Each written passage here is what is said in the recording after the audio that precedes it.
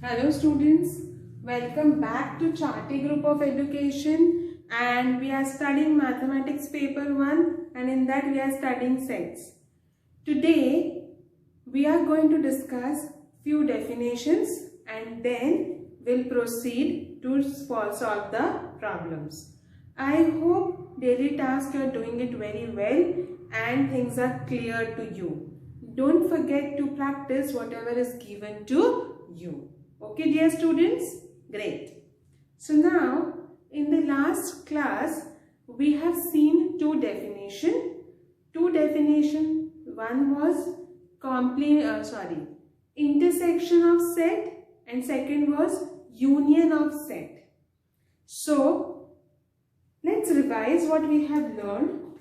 First, we have seen intersection of sets, which we denoted by A intersection B. So whenever we are talking about A intersection B or about intersection of set, we can say that what is A intersection B? A और B के common elements, यानी A intersection B is a set of all x such that x belongs to A and x belongs to B.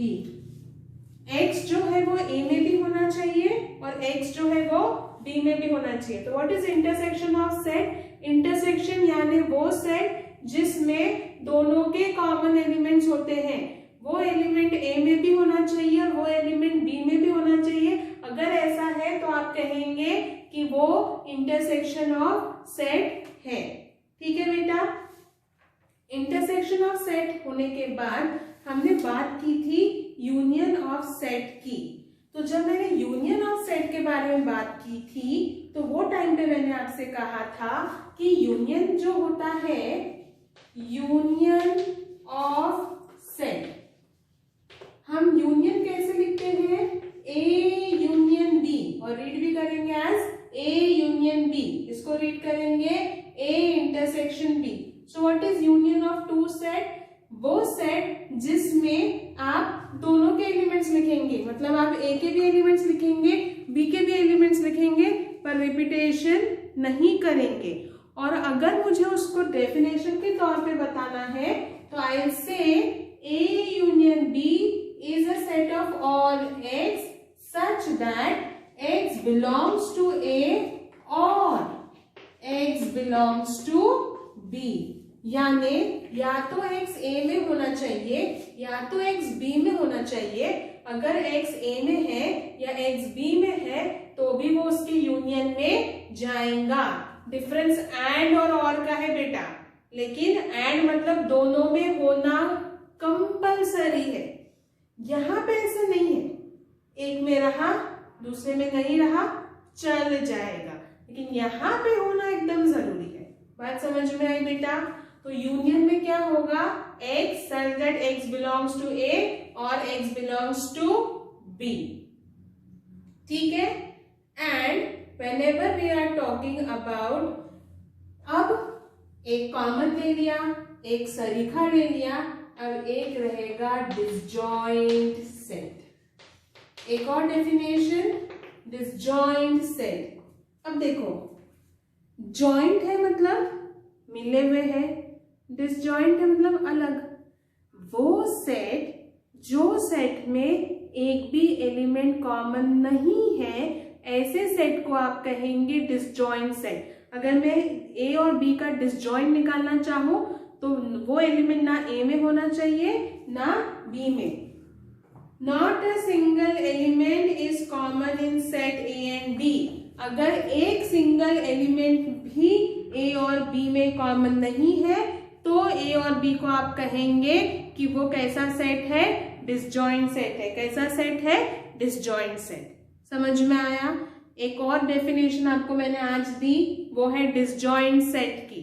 दो definition last class की revise कराई, तीसरा मैंने आपको दिया डिसजॉइंट सेट. डिसजॉइंट सेट यानी वो सेट जिसमें एक भी element, when you can say that A and B are disjoint sets when there is not a single element is common in A and B, then you can say that A and B is a disjoint set. Okay dear students, clear है यहाँ तक? easy? बेटा नई नई terminology है, अभी हम उस पे हमारा हाथ बैठने का है, हमें समझना है, हमें नई नई चीजें मिल रही है. These are new tools for you that you should understand. ये जो 9th स्टैंडर्ड है ना, आप सोच रहे होंगे हम घर बैठे हैं, कहाँ पढ़ रहे हैं, क्यों पढ़ रहे हैं, लेकिन जब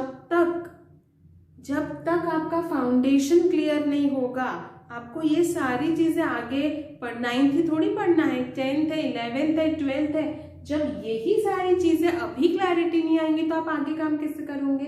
इसीलिए it's important, it's very important कि हम ये सारी चीजें अच्छे से करके रखें. ठीक है बेटा, ये हो गया डिसजॉइंट सेट. अब मैं आपको बताती हूँ एक आखिरी चीज जो हम देखने वाले हैं, वो है number of elements in a set. Number of elements in a set. अब number of elements in a set मतलब क्या? देखो, एक सेट लिया, सेट में जितने नंबर ऑफ जितने एलिमेंट्स है वो हो गए नंबर ऑफ एलिमेंट्स. यानी सपोज मैंने सेट ए लिया, A E I O U, नहीं तो आप बोलेंगे मैम हमेशा 1 2 3 4 5 ही लेती है. सो ये A में एलिमेंट्स है, मैंने गिना, 1 है, 2 है, 3 है, 4 है, 5. Therefore number of element is 5. और मैंने डिनोट कैसे किया? N of. A था इसमें A, B रहता तो B. So what is number of elements in a set? So number of element in set A, how you can say that? आपको element उठाने हैं, गिनो कितने एलिमेंट्स है, जितने एलिमेंट्स है उतने नंबर ऑफ एलिमेंट्स. इजी. सिर्फ इंपॉर्टेंट ये है कि समझ में आना कि n स्टैंड्स फॉर नंबर, जो सेट है n ऑफ A, मतलब number of elements in a set A is 5. यानी सेट A में 5 एलिमेंट्स है. बेटा यहाँ तक सब क्लियर है कि what is union of a set, what is intersection of a set, what is disjoint set, what is number of elements in a set. यहाँ तक क्लैरिटी है बेटा आप सभी को? Very good. यहाँ की क्लैरिटी लेते हुए अभी हम आगे थोड़ा बढ़ेंगे. कुछ प्रॉब्लम्स बेस्ड ऑन दिस हम डिस्कस करना चाहेंगे कि किस तरीके से हम प्रॉब्लम्स कर सकते हैं, किस तरीके से हम उसको आगे बढ़ा सकते हैं, इस तरीके से. ठीक है बेटा, तो लेट्स डिस्कस. हाँ चलिए. So now let me rub this first. I hope आपको सारी डेफिनेशंस की बेटा क्लैरिटी आ रही है, क्योंकि इट्स इम्पॉर्टेंट, क्योंकि अब सारा खेल आपका डेफिनेशन पे है. जितना डेफिनेशन पे आपका ज्यादा हाथ बैठा रहेगा उतना आपका काम अच्छे से होता रहेगा, इजीली होता रहेगा. ठीक है बेटा, तो चलिए मैं आपको एक क्वेश्चन लिखती हूँ, हमको वो क्वेश्चन को सॉल्व करना है. ठीक है बेटा.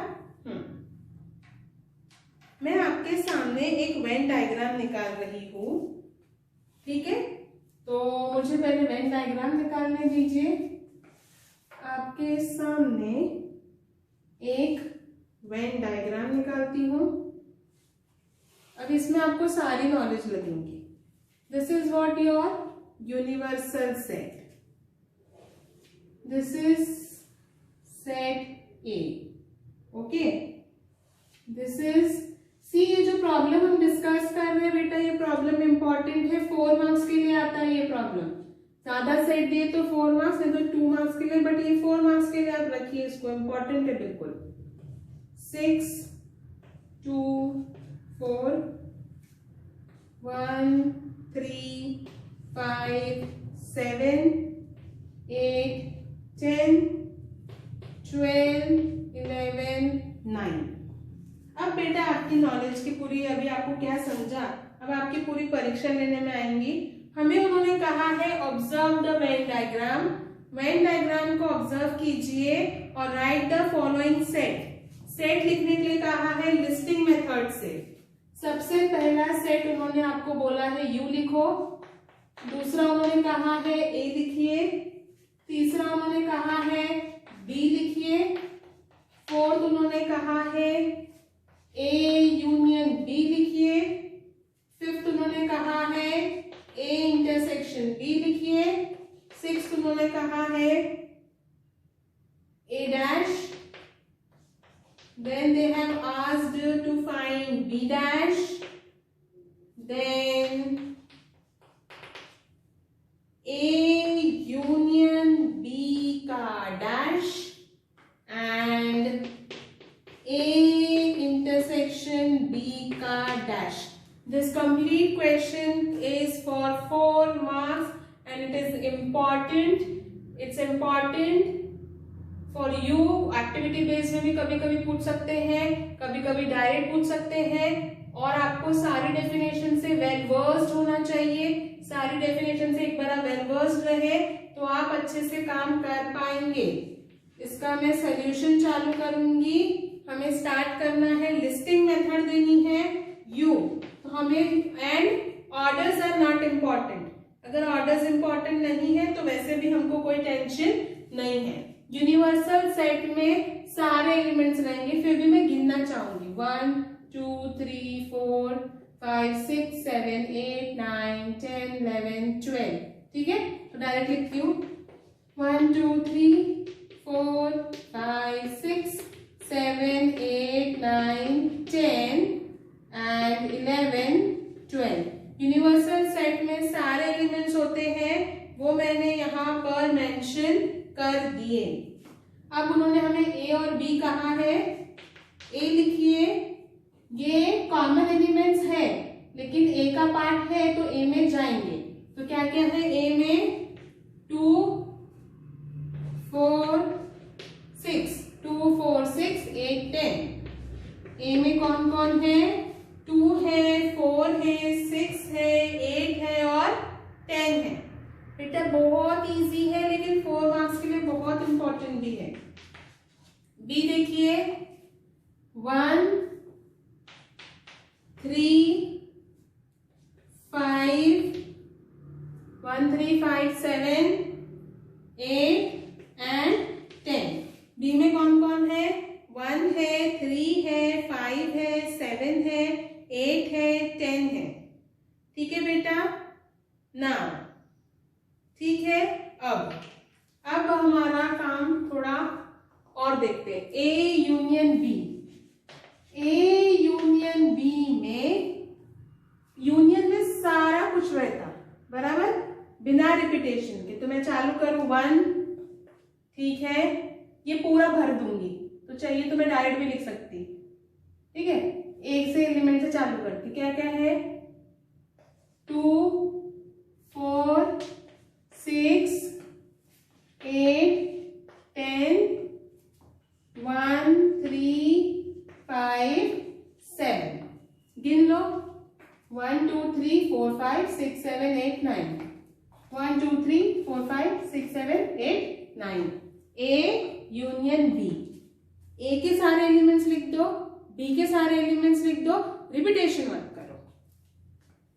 Next is A intersection B. अब ए इंटरसेक्शन बी में बहुत इजी, ए में भी होना चाहिए, बी में भी होना चाहिए। 8 और 10 ऐसे है जो ए में भी है और बी में भी है।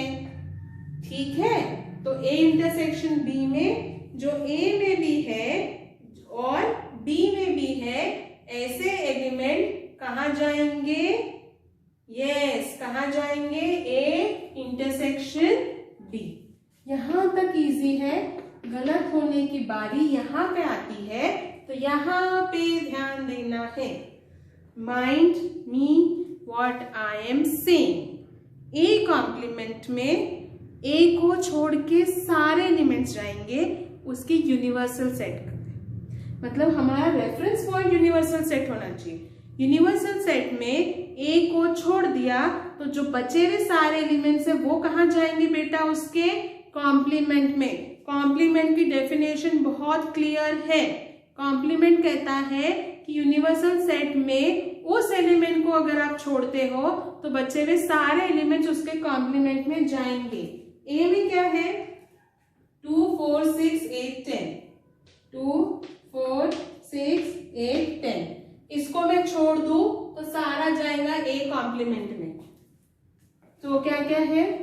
1 3 5 7, यहां से और अच्छे से दिखेगा 1 3 5 7 और 9 11 12। इजी। बी कॉम्प्लीमेंट भी इजी है। बी को छोड़ दो, तो बी को छोड़ दिया तो क्या क्या बचा 2 4 6 9 11 12। बी को छोड़ दिया यूनिवर्सल सेट में, बी को छोड़ दिया तो जो बच जाएगा वो सारा कहाँ जाएगा बेटा, कॉम्प्लीमेंट में जाएगा। कहाँ पे जाएगा, कॉम्प्लीमेंट में। ठीक है ना। Same way A union B का डैश, ए यूनियन बी को छोड़ दो, यूनिवर्सल सेट का ही रेफरेंस पॉइंट लो, ए यूनियन बी को छोड़ दो तो जो बचेगा वो कहाँ जाएगा, उसके कॉम्प्लीमेंट में। ये हो गया ए यूनियन बी, तो उसके कॉम्प्लीमेंट में जाएंगे सिर्फ 9 11 12। ये गायब कर दिया यूनियन, तो कहाँ जाएगा 9 11 12। बिल्कुल फिगर पे देखते जाओ, क्या लेना है क्या छोड़ना है उसके हिसाब से लो और काम करो, आगे बढ़ो। ए इंटरसेक्शन बी कॉम्प्लीमेंट तो अब आपको समझ में आएगा। मतलब मैं यूनियन का इंटरसेक्शन का छोड़ दूं, 8 और 10 को छोड़ के सारा कहाँ जाएगा, उसके कॉम्प्लीमेंट में। 8 और 10 को छोड़ा तो मुझे यहाँ पे देखो क्या मिल रहा 2 4 6।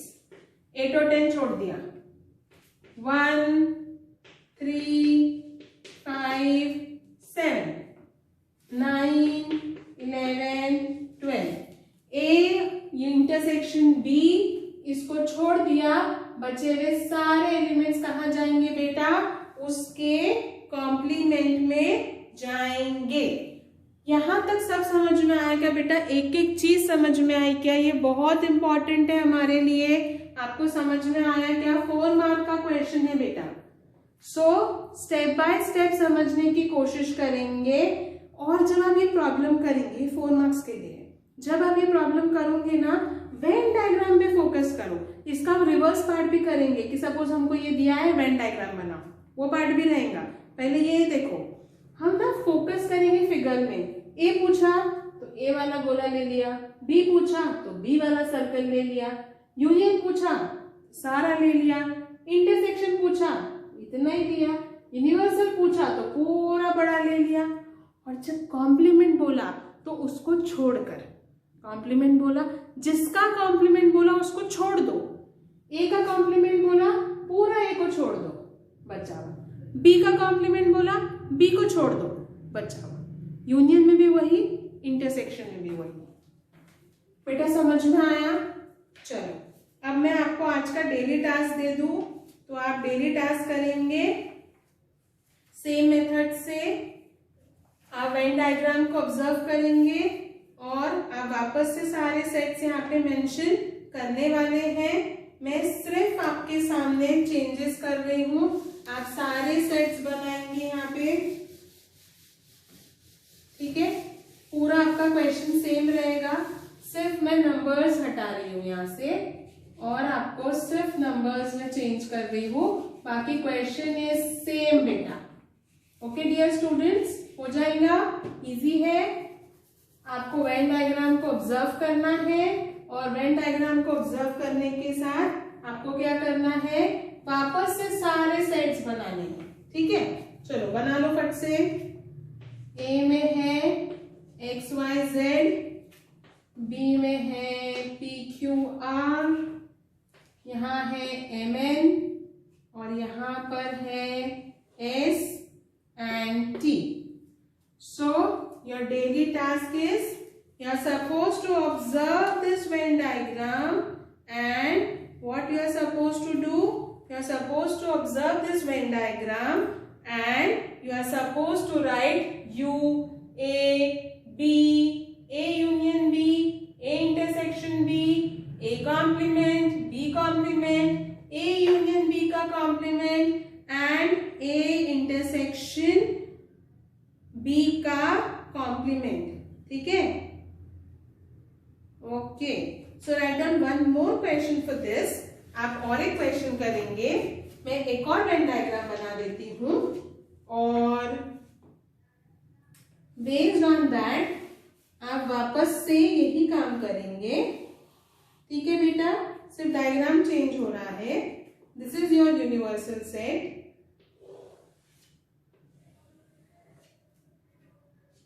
दिस इज ए, थोड़ा ओवल शेप का निकाला है। कोई भी क्लोज फिगर आप यूज कर सकते हैं, कोई प्रॉब्लम नहीं है। बस ओवल शेप का है यहाँ पे, कोई प्रॉब्लम नहीं है उससे। 1 5 2 3 7 and 8 9 10 4 13 11। ओके स्टूडेंट, आपको इसमें भी क्या करना है, आपको इसमें भी, चलो मैं ए और बी लिखना भूल गई, sorry. This is A, this is B.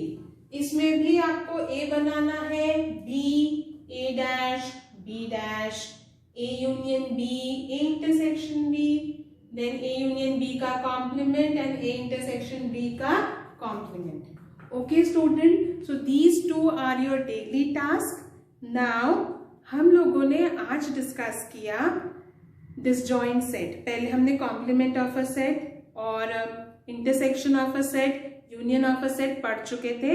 आज हमने नया डिसजॉइंट सेट पढ़ा। डिसजॉइंट सेट के बाद हमने number of elements in a set पढ़ा और आज हमने प्रॉब्लम किए कि वेन डायग्राम का यूज करके हम ये सारे सेट्स को रिप्रेजेंट कैसे कर सकते हैं। मैंने आपके सामने 2 वेन डायग्राम्स भी दिया है। आप दोनों वेन डायग्राम का यूज करके ये सारे 9 के 9 सेट लिखकर निकालेंगे। नेक्स्ट क्लास में हम क्या डिस्कस करेंगे, तो इसी के बेस्ड मैं आपको एक नया रिजल्ट दूंगी और उसी के बेस्ड हम कुछ प्रॉब्लम्स डिस्कस करेंगे। आई होप आपको आज की क्लैरिटी है। कुछ नहीं समझ में आया तो you can get back to us and thank you so much.